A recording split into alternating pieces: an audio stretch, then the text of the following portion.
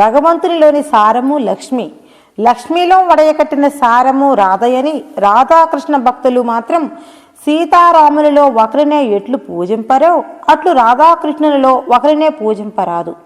అయినా కృష్ణుడు ఇన్ని ఇళ్లలో నీ విధముగా ఏకకాలమున ఇన్ని రూపములను ధరించి అందరి కన్నులు కప్పి ఇన్ని కుండల పాలు పెరుగు వెన్న మిగడ తిని ఇన్ని చేష్టలు చేసి అదృశ్యుడైన వానిని ప్రాకృత మనుష్యుడో మహాయోగేశ్వరుడో దేవాది దేవుడో ఆలోచింపరు.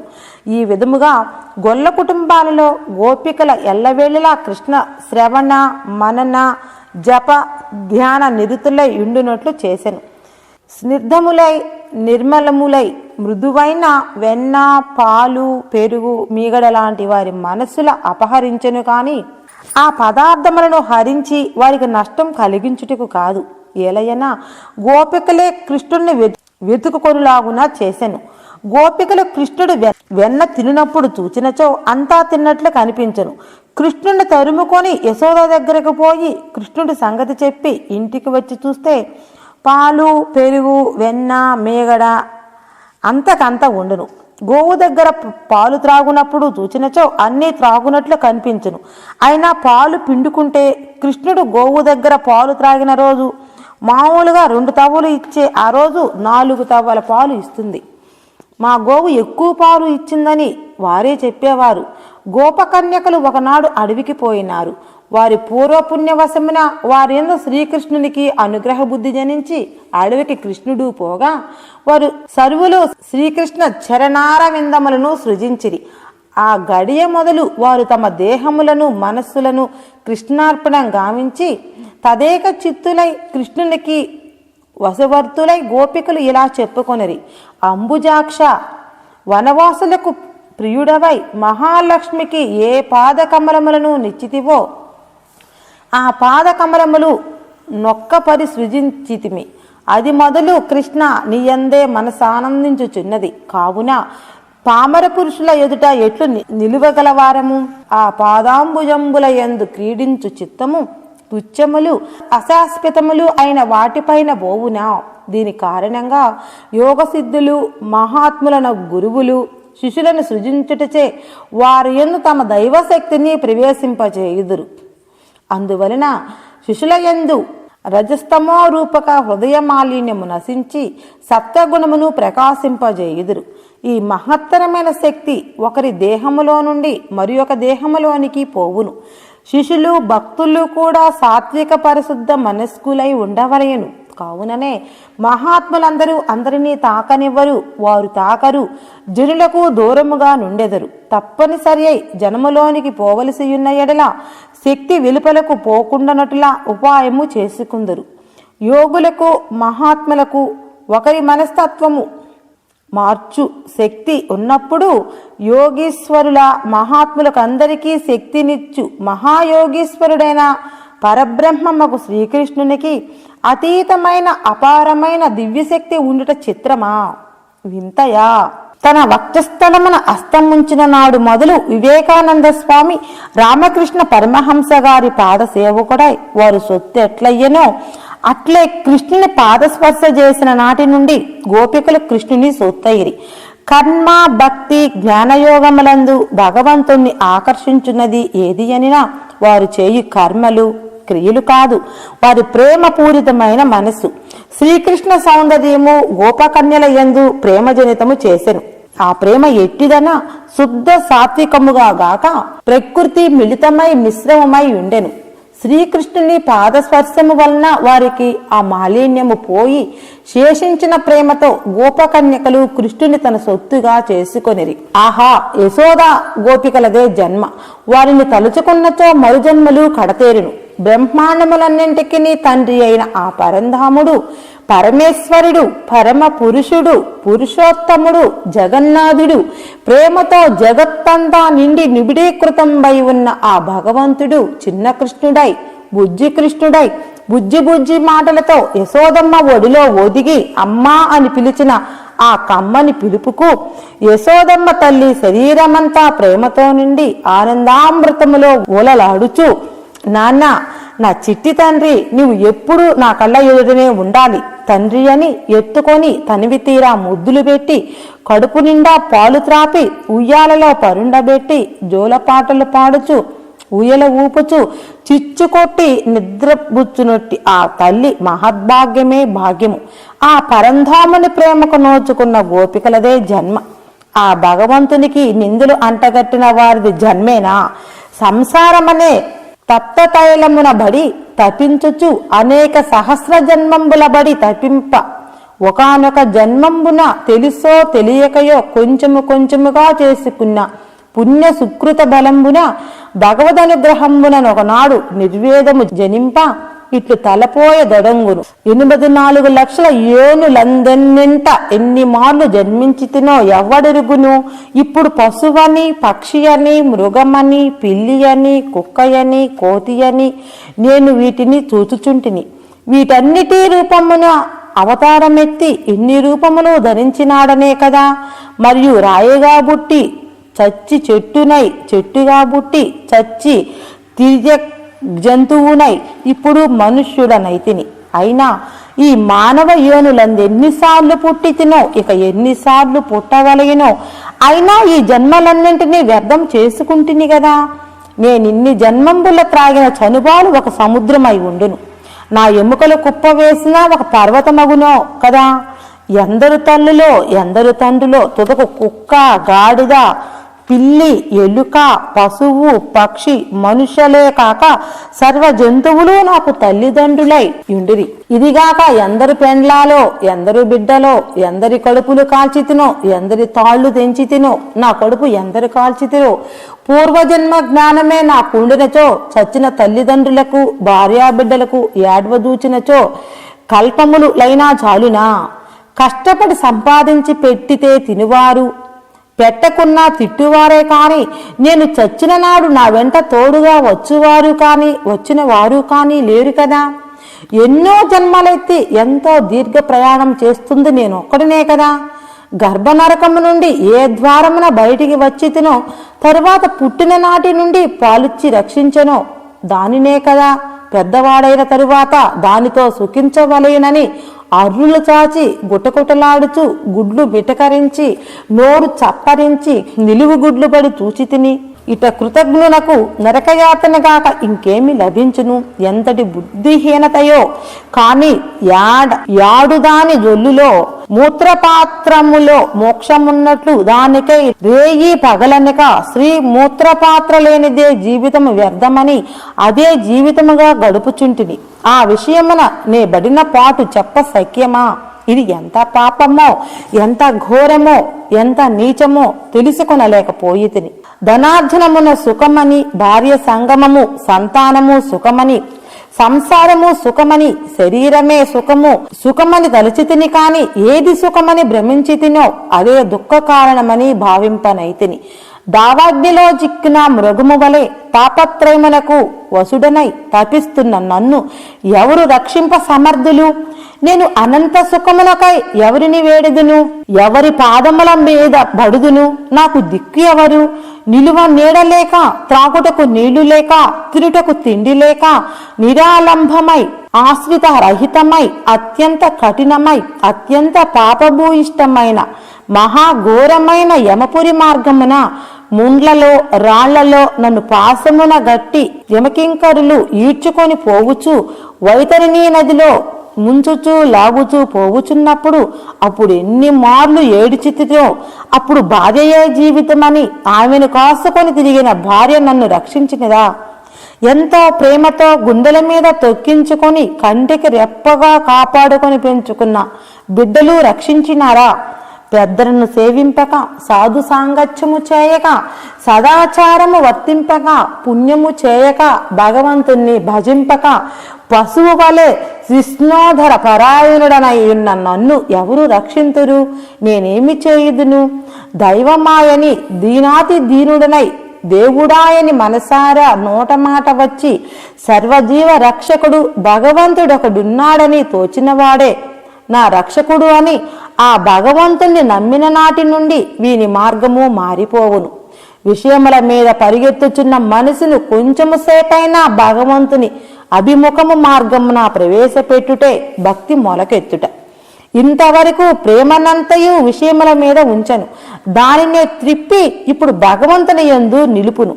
ఆ కారణముచే శ్రేష్టోక్తులందు శాస్త్ర సత్కర్మల యందు శ్రద్ధ జనించి పెద్దలను ఆశ్రయించి యథావిధి కర్మలు చేయనారంభించును. ఈ సంసార శరీరము మీద విరక్తి కలుగనంత వరకు, భగవంతుని విషయములు చెవులకెక్కనంత వరకు, చెవులలో జ్ఞానము కాని, భక్తి అని కాని, శాస్త్రములు అని కాని, చెవులలో గంటబెట్టి వాయించినను, శంఖము పూరించిన గాని తల్లోకెక్కదు.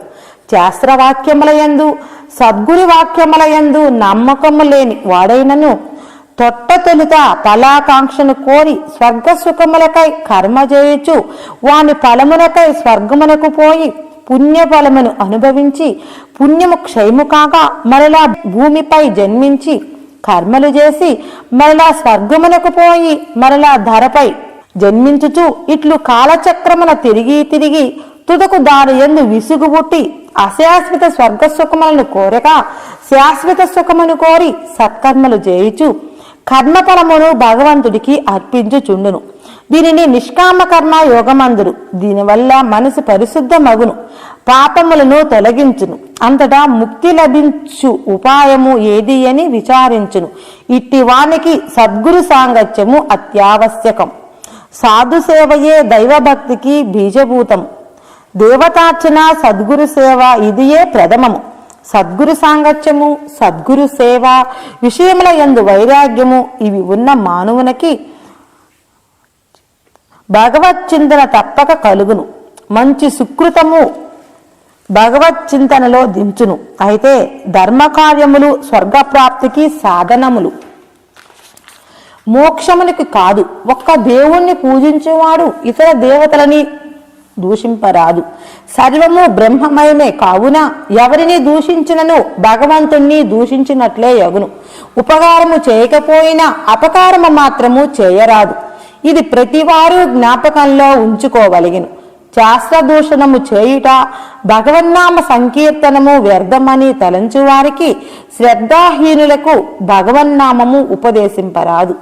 అటువంటి వారికి ఉపదేశించినచో శిష్యుల పాపమును గురువు పొందును. కావున ఇతరులను చక్కగా తెలుసుకోకుండా ఉపదేశము చెయ్యరాదు. శ్రీరామకృష్ణావతారములు సామాన్య మానవులుగా ఎంచి వారు మోక్షదాతలు కాలనుట అర్చావతారమును తిరస్కారం చేసిన వారగుదురు. ఇవి అన్నియు అపరాధములే. అట్లుగాక ఆత్మ నివేదనాశక్తి యందు నేను నాది అను భావము పోయి తాను తనది తన ఇష్టము ఆ భగవంతుని ఇష్టమని ప్రత్యేకముగా నా ఇష్టము లేదనియు, సర్వము ఆయనదే, సర్వము ఆయన ఇష్టమే, తనను ఏమిగా ఉపయోగించుకొననిమ్మో, నా ఇష్టము వేరుగా లేదు, ఆయన ఇష్టమే నా ఇష్టమని ఎంచి వ్యక్తి భేదభావమును నశింపజేయును. తాను అనునది మరి ఒకటి లేదా సర్వము భగవంతుడియే అను జ్ఞానం ఎప్పుడు దృఢపడినో అప్పుడే తన్ను తాను మరచి తాను కూడా భగవంతునియే ఎంచును. దీనిని తన్మయాసక్తి అందురు.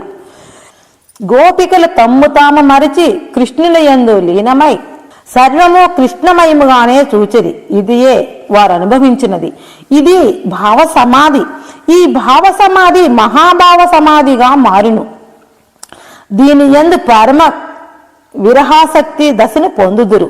ఈ విరహ దశ యందు భక్తులన్నిటి యందు భగవంతుని దూచుచు భగవంతుడు అనే మహాసముద్రములో చేపవలే తాను భగవంతుని యందే జీవించును. దీనినే పరమ ప్రేమ పరాభక్తి అందురు. ఇది జీవుని సంసారబద్ధునిగా చేసిన హృదయ గ్రంథిని నశింపజేయును. అంతటితో అన్ని సంశయములు తీరిపోవును. పునర్జన్మమునకు కారణమైన కర్మమంతయు మూలమట్టముగా నశించును. ఈ విధముగా జీవుడు మాయను ఛేదించి ముక్తుడగును. ఇట్టి స్థితి బ్రతికుండగానే కలిగిన జీవన్ముక్తుడందురు. మరణానంతరము లభించిన విదేహ ముక్తుడందురు. ఈ విధముగా గోపికలు కృష్ణ మా మనస్సులు నీ యందే ఆనందించుచున్నవి అని పరమాత్మతో చెప్పిరి. అది మొదలు వారి మనస్సులు కృష్ణుని యందు ఆనందపూర్వకముగా అభిముఖములయ్యను. కృష్ణుడు వారి యందు కామప్రేమ పెంచకపోతే జ్ఞానప్రేమ ఎందుకు పెంచకూడదు అనవచ్చు. ఎవరే మార్గమున పోదురో వారికి ఆ మార్గముననే సుఖము మోక్షము లభించున్నట్లుగా చేయును గాని మరి ఒక మార్గమును చూపించడు. ఎందువల్లననినా వారు ఎంచుకున్న మార్గమునే సుఖముగా చేరుదురు. భగవంతుడు కామప్రియుడు కానందున భక్తులు ఏ మార్గమున వచ్చినను ఆ మార్గముననే వారికి ముక్తినిచ్చును. గోపికలు మొదట కామప్రేమతోనే కృష్ణుని దగ్గరికి చేరిరి. తదుపరి కామప్రేమ పోయి హృదయ ప్రేమ, నాయందే నా హృదయములోనే కృష్ణుడు ఉన్నాడని ఆత్మ ప్రేమ పొంగినది. జ్ఞానాభిలాషులకు జ్ఞానమే అభివృద్ధి చేయును. సకామపరులకు సకామ కర్మను అభివృద్ధి చేయును. భక్తులకు భక్తియే అభివృద్ధి చేయును గాని తారుమారు కార్యములు చేయడు. తనకత్యంత ప్రియమైన భక్తి మార్గమున వచ్చువారిని దానిని ప్రక్కకు నెట్టి ఇప్పుడు నూతనముగా జ్ఞాన బీజము నాటడు. భక్తులకు మీ మతం వదిలి నేను చెప్పుచున్నాను, నా మతమునకు రమ్మనడు. క్రైస్తవుల మాదిరిగా మీ మతము వదిలి మా మతమునకు రమ్మనడు. కావున భక్తులయందు, జ్ఞానులయందు, నిష్కామ కర్మ యోగులయందు, సన్యాసులయందు, బ్రహ్మచారులయందు, వానప్రస్థులయందు, గృహస్థులయందు ఏ ఏ రకముగా వారు భగవంతుని చేరుకోవలయనో వారిని ఆ రీతిగానే భగవంతుడు దరిచేర్చును కాని వారికి వేరే మార్గమును చూపడు. ఏలయన భక్తులను జ్ఞాన మార్గమునకు రమ్మనినా జ్ఞాన మార్గము వారికి పడదు. జ్ఞానులను భక్తికి రమ్మనినా వీరు రారు. నిష్కామ పరులను సకామ పరులు గండి అనినా వీరు దీనికి రారు. సన్యాసులను బ్రహ్మచారులను గృహస్థులు కమ్మనినా వారు కారు. గృహస్థుని సన్యాసివి కమ్మనినా కాడు. వానప్రస్థుని గృహస్థుడివి కమ్మనినా వాడు కాడు. ఈ విధముగా ఎవరి యోగమును వారు చేయుదురు కాని వేరే యోగమునకు రమ్మనినా రారు. ఒకవేళ బలవంతాన త్రిప్పినా ఇష్టమైన దానిని వదులుకున్నారు, ఇష్టము లేని దాన్ని చేయలేరు. అందువలన రెంటికి చెడి దైవత్వాన్ని కోల్పోవుదురు. ఏకాంత భక్తులు, పరాభక్తులు భగవదాస్యమును భగవంతుని అనుభవించుటయందు కలిగిన ఆనందమును తప్ప భగవంతుడు తానై వచ్చి సారూప్య, సాయుధ్య, సాలోక్య, సామీప్య ముక్తుడు ఇచ్చద నన్నను వాటిని వారు ఇష్టపడరు. కావున త్రిగుణములను దాటి భగవత్ స్వభావమును పొందనర్హులగుచున్నారు. ఇది గోపికల ఎడ సత్యమైనది. మోక్షమును గోరువారికి నీవు మోక్షము నెట్లు ఇచ్చేదవో అట్లే మేము కోరిన మీ దాస్యమును మాకిమ్మని కోరిరి. కృష్ణుడు ఒక్కడే పురుషుడు. సర్వ జీవకోటులు, ప్రకృతి సర్వము శ్రీ స్వరూపమే. భరించువాడు భర్త పరమాత్మ, భరింపబడునది భార్య జీవాత్మ. ఈ భార్యాభర్తలిద్దరూ ప్రతి జీవి హృదయ కమలమందు నృత్యము చేయుచూనే ఉన్నారు. గోపికా కృష్ణులు ప్రతి దేహ హృదయ కమలమందుండు జీవాత్మ పరమాత్మ. ఈ నృత్యము అనాది కాలము నుండి జరుగుతూనే ఉన్నది. కావున తన్ను ఆరాధించు జీవుని ఆనందపరుచుటయే పరమాత్మ కృత్యము. దీనిని రాసలీలగా చెప్పుకొనుచున్నాము.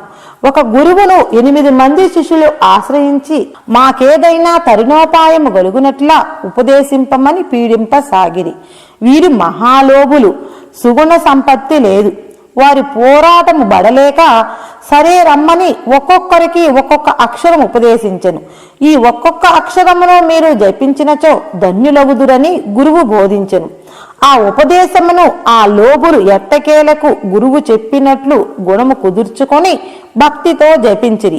వారికందరికీ ఏకకాలమున మరణము తటస్థించెను. అంతటా దేవదూతలు విమానము తెచ్చి వారందరినీ విమానములో కూర్చుండబెట్టుకొని ఆకాశ మార్గమున పోవుచుండిరి. అప్పుడు వారు గురువుని తలుచుకొని మనకింత మేలు చేసిన గురువుకి మనమేమీ సహాయం చేయకపోతిమేయని తలంచుకొనుచు నీకేమి మంత్రము ఉపదేశించదని ఒకరినొకరు ప్రశ్నించుకొనిరి. అప్పుడు మొదటివాడు నాకు గా ఉపదేశించనని చెప్పాను. రెండోవాడు D Anu అక్షరమును, మూడోవాడు the Anu అక్షరమును, నాలుగోవాడు co Anu అక్షరమును, ఐదోవాడు do అనియు, ఆరవవాడు కు అనియు, ఏడవవాడు లా అనియు, 8వవాడు రా అక్షరమనియు చెప్పుకొనిది. ఈ అక్షరములు అన్ని కలిపిన గాడిద కొడుకులారా అని ఆయను. అప్పుడు వారు గురువుని దూషించరి. వెంటనే వారు విమానము నుండి నేలపై బడి యమలోకమునకు పోయిరి. కావున మంత్రము కాదు మనలను ఉద్ధరించున్నది మనలో ఉన్న పరమ ప్రేమ, భక్తి, నమ్మకము గాని మరి ఒకటి కాదు అని తెలుసుకోవలేను. కావున దీనికి ఇంద్రియ నిగ్రహం ముఖ్యము. భగవంతునిపై అచంచలమైన భక్తి కలుగుటకు మనసు సత్వగుణముతో స్థిరమై ఉండవలెను. సాత్విక ఆహారం వల్లనే మనసు శుద్ధమగును. మనసు శుద్ధి కలిగిన వాడే స్థిరమతి యగును. స్థిరమతికే సర్వ సందేహములు తొలగి భగవత్ సాక్షాత్కారము లభించును. కావున భక్తుడు కాని, జ్ఞాని కాని, ఇతర యోగులు, సన్యాసులు, బ్రహ్మచారులు గాని రాజస తామస ఆహారములు తీసుకునరాదు. మితభుక్తియు బ్రహ్మచర్యముగా ఉండవలెను. దేహము కూడా తనది కాదని ఎరిగి ఇది భగవంతునిదే అని ఆయన సేవకే వినియోగింపవలెను. ఏ పని చేసినను భగవన్నామము మరవక భగవంతుని యందే మనసు నుంచవలెను. ఇదియే గోపికల భక్తి, ఇదియే శ్రీకృష్ణ తత్వమని తెలుసుకొనవలెను. కృతయుగమున ధ్యానము చేతను, త్రేతాయుగమున యజ్ఞములాచరించుట చేతను, ద్వాపర యుగమున అర్చనము చేత ఏ పొలములు కలుగునో అట్టి పొలము కలియుగమునందు నామ సంకీర్తనము వలన కలుగును. జ్ఞానయోగికి ఎట్టి పొలము కలుగునో అట్టి పొలము పత్రి, పూలు, పండ్లు, నీళ్లు భక్తితో ఇచ్చువారు పొందును. కావున భక్తులు వారి వారి శక్తికి అనుకూలమైన దానిని వంచనము లేక అభ్యసించవలెను. పుణ్యకర్మ బంధములు, పాపకర్మ బంధములు తొలగిన గాని పరాభక్తి కుదరదు. అదియే పరాభక్తికి ద్వారము. అవి తొలగవలయుననిన సర్వకర్మలు భగవదర్పితము చేయుచుండవలెను. అట్లు చేయుటకు మనసు సర్వదా భగవంతుని యందు ఉండవలెను. పుణ్యకర్మలు కాని పాపకర్మలు కాని తెలిసి చేసినను తెలియక చేసినను సర్వము నీకే అర్పించితిని. నీచే ప్రేరేపింపబడిన వాడనై చేయుచుంటిని కాని నా స్వంతమేమియూ లేదు. ధర్మమేదియో బాగా తెలియను అయినా చేయుటలేదు. అధర్మమేదియో అదియూ బాగా తెలియను కాని చేయకుండా ఉండుటలేదు. ఇంద్రియములకు ఈశ్వరుడమైన ఓ భగవంతుడా, నా హృదయమందుడిని నీవెట్లు చేయించదవో అట్లు చేసేదను. ఓ జగదీశ్వర, ఓ ప్రభు, ఓ తండ్రి, నేనే కార్యము చేయుచున్నానో నాకు తెలియదు. అది అంతయు నీవే చేయించుచున్నావు. అది సర్వము నీ ఆరాధనమే. లోకంలో నీ భావనతో ఉన్న కథలు వినుటకై ఎంతకాలము భూమి మీద ఉంచెదవో అంతకాలము భూమి మీద ఉందును. నారదాదులు, గోపికలు నిన్ను ఆరాధించుటకే కదా భూమి మీద ఉన్నారు. వీరుగాక అక్రూరుడు, ఉద్ధవుడు, శబరి, జటాయువు, గుహుడు వీరి చరిత్రలు స్మరించిన మనకి తెలియను. భక్తి తనంతట తాను పుట్టున్నదే కాని మనుష్య ప్రయత్నముచే లభించున్నది కాదు. ఇది పూర్వజన్మ పుణ్యఫలము వల్ల కలుగును. ఒకరు నా యందు భక్తి ఉదయింపలేదే, నా గతి ఏమని శోకింప పనిలేదు. తన యందు భక్తి లేదని విచారము నిర్వేదమో భక్తి ఉదయించుటకు కారణమైనది. కాలక్రమమున ఇదియే భక్తిగా పెరుగుతుంది. భగవంతునికి మహాత్ములకు భేదము లేదు. మహాత్ములు ప్రత్యక్ష భగవంతులు. సాధువేషధారులందరూ మహాత్ములని మోసపోరాదు. దుష్ట సాంగత్యము బొత్తిగా మానవలిగిను. అదియే కామము, కోపము, క్రోధము, మోహము, స్మృతి భంగము, బుద్ధినాశము ఇవన్నీ సర్వనాశనమును కలిగించును. అభిమానము, దుఃఖమును పూర్తిగా వదలవలయును. ఇవి స్వభావ గుణములు. వీటిని వదులుట అసాధ్యము. కావున అట్లు వదలలేని వారు వారిని భగవంతునికి నివేదింపవలయును. అట్లు చేసినచో వీని వల్ల కీడు గలుగుటకు బదులు మేలే కలుగును. ఒకవేళ కోపించినా భగవంతుణ్ణే కోపించవలయును. ప్రేమించినా భగవంతుణ్ణే ప్రేమింపవలయును. దీనిని సర్వము నీవేయని, సర్వము నీదేనని గోపికలు చేసిరి. పరమ విరహాసక్తియే భక్తికి కారణం. భక్తాచార్యులైన సనత్కుమారులు, కుమారస్వామి, శుకులవారు, శాండిల్య మహర్షి, బలిచక్రవర్తి, హనుమంతుడు, విభీషణుడు, భీష్ముడు, అంబరీషుడు, రుక్మాంగదుడు అనేకులు పరాభక్తినే తరించినారని నారద మహర్షి వచించెను. మరియు పార్వతీదేవికి శ్రీరామ మంత్రము సప్తాక్షరి ఉపదేశించుట చేతను ఈ రామ మంత్రము శివానుశాసనమనియు చెప్పెను. ఇటువంటి పరాభక్తికి దేశకాల పాత్రాది నియమములు లేవు.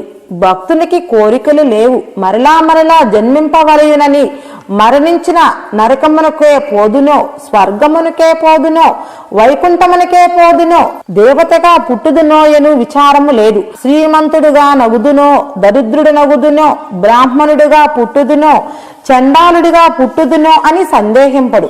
ఏ లోకమందుండని, ఏ దేశమందుండని భక్తుడు కోరునది భగవంతుడి పాదార విందమందని భక్తి ఒక్కటియే.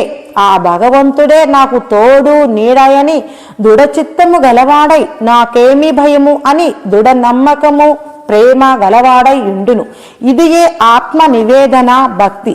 దీని యందు భక్తులు దేహము, ప్రాణము, అర్థము, మనస్సు, బుద్ధి, చిత్తము సర్వము భగవంతునికే అర్పించును. ఇది నాది అనుభావమే ఉండదు. ఇది ముదిరి తన్మయాసక్తిగా పరిణమించును. ఇందు భగవంతుని యందే మనస్సంతయు ఉండి తమ్ము తాము మరచి తాము భగవంతుని యందే విహరింతురు. ఈ విధముగానున్న గోపికలకు కృష్ణుడు మరుగైనప్పుడు ప్రాణము పోవునన్న స్థితికి వచ్చుదురు. భక్తి మార్గము తక్కిన అన్నింటికంటే సుగమమని చెప్పబడినది. ఇటువంటి వారు లోక వ్యవహారములు మానవలయునాయని సందేహింప పనిలేదు. శరీర సంసార విషయములు జరుగుతూనే ఉండును, అయినను వాటిని మానరాదు. అయితే కర్మఫలం మాత్రం భగవదర్పితముగా వింపవలయను. అప్పుడు కర్మలు చేస్తూనే ఉంటాడు, కర్మఫలం మాత్రం తనకి అంటదు. ఎందువలన కర్మఫలం అంటదనినా వీడు ప్రాణము ఆత్మతో సహా భగవంతుడికి అర్పించినాడు కనుక వీడికి కర్మఫలము అంటదు. గోపికలకు భర్తలున్నా కృష్ణుని వెంటబడి తిరుగుతున్నారని కొంతమంది అపవాదము అంటగడుతున్నారు. కాని గోపికలు తన సర్వస్వము అనగా ధనము, ప్రాణము, మనస్సు, బుద్ధి, చిత్తము, అహంకారము, దేహము భగవంతునికి ఎప్పుడూ అర్పించినారు. కృష్ణ పరమాత్మ ఒక్క క్షణము కనుమరుగైనను ప్రాణము పోవునట్లుగా విలవిలలాడిపోవుదురు. ఆర్తుడు, జిజ్ఞాసువు, అర్ధాద్రి చేయు భక్తి గౌణ భక్తి కావున ఇటువంటిది కాదు గోపికల భక్తి. ఈ పరమ విరహ భక్తులు అనన్య పరాభక్తులు. వీరు భగవంతుణ్ణి ఏమీ కోరరు. తుదకు భగవంతుడు తానే మోక్షమునిచ్చెదను అనినా అంగీకరింపరు. వీరికి కావలసినదల్లా ఆ భగవంతుణ్ణి కనులారా చూస్తూ ఉండటం, భగవంతుని సన్నిధిలోనే ఉండటం, భగవంతుణ్ణి క్షణము ఎడబాయకుండా ఉండటం, తుదకు భగవంతుణ్ణి హృదయమంతా నింపుకొని భగవత్ స్వరూపులుగా ఉండటమే వీరి ధ్యేయం. వీరే జ్ఞానులని గీత 7వ అధ్యాయంలో 16, 19 శ్లోకములలో చెప్పబడినది. ఇదే శ్రీకృష్ణుని లీలా మహత్య తత్వము. తదితర మానవులు శరీర సంబంధంగా దోషారోపణ చేస్తున్నారు. వీరికి శరీరమే కనపడుతుంది కాబట్టి దోషారోపణ చేయటం సమంజసమే కావచ్చునేమో కాని నిజానికి గోపికలు అలా కాదు. నేనే కృష్ణుడు, కృష్ణుడే నేను అని దృఢచిత్తులైనారు. అందువలన వారికి శరీర దోషము అంటలేదు. ఎందువలన అంటలేదు అనగా శ్రీకృష్ణ పరమాత్మ అండపిండ బ్రహ్మాండములకు ఆధారమైన ఆత్మజ్యోతి, పరబ్రహ్మజ్యోతి, జగజ్యోతి స్వరూపుడిగా ఉన్నాడు. ఆ జగజ్యోతి స్వరూపంలో ఉన్న కిరణ కళలే రాధా గోపికలు. ఆ కళల జ్యోతి స్వరూపంలోనే ఐక్యమైనారు. అందున దోషమేమీ లేదు. దీనికి ఒక ఉపమానం చెప్తారు మహాత్ములు. అగ్ని జ్వాలలుగా మండుతుంది. అగ్ని జ్వాలలలో నుండి అగ్ని కణములు గుంపులు గుంపులుగా అగ్నికి వాటికి సంబంధం లేనట్లుగా తెగి పైకి లేస్తాయి. కొన్ని అగ్ని కణములు అగ్ని మంటలలోనే పడతాయి. అవి అగ్ని జ్వాలలలో కలిసి అగ్నిగానే మారిపోతాయి. కొన్ని దూరంగా భూమి మీద పడి నశించిపోతాయి. అలాగే పామరజనులు పరమాత్మలో చేరకుండా నశించిపోతున్నారు. పరమాత్మగా ఉన్న కృష్ణుని దేహం ప్రకృతికి పంచభూతములకు సంబంధించిన శరీరము కాదు. బ్రహ్మ సృష్టించిన శరీరము కాదు. ఆయన స్వంతంగా సృష్టించుకున్న శరీరం. దీనికి పంచభూతములతో ప్రకృతితో సంబంధం లేదు. ఇది ఆయన స్వంత సంకల్పం చేత అవతారములకు వచ్చిన శరీరం. అందువలన జ్యోతిర్మయమే కాని ప్రకృతితో సంబంధం లేదు. అయినా ప్రకృతిని తన వశము చేసుకొని ప్రకృతిని పిండి రసము తీసి దానిని శుద్ధ సాత్విక రసముగా మార్చుకొని గడ్డ కర్పూరంలాగా అవతారమునకు వచ్చినాడు. చూడుము, గడ్డ కర్పూరము చూచుటకు ఒక వస్తువులాగా గడ్డలాగా కనిపించును. దానికి అగ్ని తగిలించినచో కరిగి జ్వాలగా మండి అగ్నిలో లయమైపోతుంది. కాని రవ్వంత బూడిద కూడా మిగలదు. అలా గడ్డ కర్పూరం లాంటి శరీరమే కృష్ణ పరమాత్మ శరీరం. ఇలా జ్యోతి స్వరూపాన్ని ముద్దగా చేసుకొని అవతారమునకు వచ్చినాడు. జ్యోతి స్వరూపమే ఆయన స్వరూపము, వేరే కాదు. అందువలన రాధా గోపికలు కూడా జగజ్యోతి అఖండ జ్యోతి కళలు, ఆ కళలే రూపానికి వచ్చాయి, తిరిగి ఆయనలోనే ఐక్యమైనాయి. ఇందున దోషమేముంది అన్నారు మహాత్ములు. అయినా వారు స్త్రీలు పరస్త్రీలు కదా, కృష్ణుడు పరపురుషుడు కదా అనవచ్చు. ఆయన పరపురుషుడు కాదు, వారు పరస్త్రీలు కాదు. ఆయన జ్యోతి స్వరూపుడు, వారు జ్యోతి కళల స్వరూపులు. పరమాత్మ అంత్యస్వరూపులుగా తెలుసుకున్నారు. అందువలననే గోపికలు రాధాకృష్ణ నీవు నాలోనే, నా హృదయంలోనే, నా శరీరమంతా నిండియున్నావు, నేను నీవుగానే ఉన్నాను, నీవు నేనుగానే ఉన్నాను, నన్ను వదిలి ఎక్కడికి తప్పించుకొని పోతావు అన్నారు. అందువలన శరీరంలో ఉన్న జ్యోతులను రెంటిని ఒకటి చేసుకున్నారు కనుక ఇకన దేహముతో వారికి సంబంధం లేదు. అందువలననే మానవాకార దోషము వారికి అంటలేదు. మనము కూడా పరమాత్మ నేను ఒక్కటేనన్న జ్ఞానం పొందిన నాడు మనము కూడా పరమాత్మలో ఐక్యమవుతాం. ఇకన సంసార సంబంధము జనన మరణాలు ఉండవు.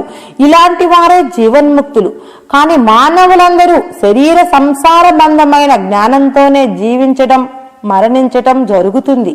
మనము కూడా నేను ఆత్మస్వరూపుణ్ణి, నేను కృష్ణ పరమాత్మ స్వరూపుణ్ణి, పరబ్రహ్మ స్వరూపుణ్ణి అని నమ్మిన నాడు మనము కూడా పరమాత్మలో ఐక్యమవుతాం, లేదా నిరాకారమైన పరబ్రహ్మ స్వరూపంలో ఐక్యమై జీవన్ముక్తులం అవుతాం. కానీ ఇప్పుడు మనం చేయుచున్నదేమిటి? శరీరము, సంసారము, భార్యాభర్తలు, బిడ్డలు ఇదే నిజమని వీటి మీదనే ప్రేమ పెంచుకుంటున్నాం. కానీ వీటినే సాధిస్తున్నాము. ఈ సంసారమే గొప్పగా భావిస్తున్నాము.